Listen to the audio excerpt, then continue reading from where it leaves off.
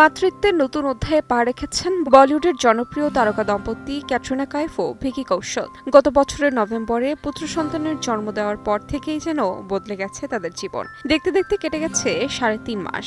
এই সময়টায় ক্যামেরার আড়ালেই ছিলেন ক্যাটরিনা, যদিও মাঝে মধ্যে কয়েকবার প্রকাশ্যে দেখা গিয়েছিল ভিকিকে। অবশেষে বিরতির পর মঙ্গলবার মুম্বাইয়ের রাস্তায় ক্যামেরাবন্দী হলেন সদ্য মা হওয়া ক্যাটরিনা। ব্যক্তিগত গাড়ির ভেতরেই ধরা দেন তিনি। পাশে ছিলেন তার দীর্ঘদিনের ফিটনেস ট্রেনার ইয়াসমিন কারাচিওয়ালা। অভিনেত্রীর পরনে ছিল সাধারণ কালো জাম্পার, মুখে কালো মাস্ক, একেবারে মেকআপবিহীন সাদামাটা উপস্থিতি। পাপারাজিদের ক্যামেরা তাক করতেই মাস্ক না খুললেও গাড়ির ভেতর থেকে হাত নেড়ে অভিবাদন জানান তিনি।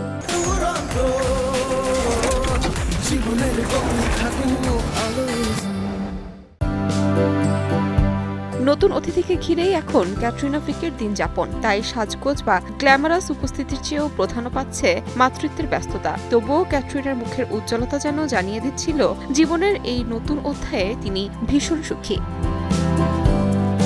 তাহমিনা তন্নি, সময় সংবাদ।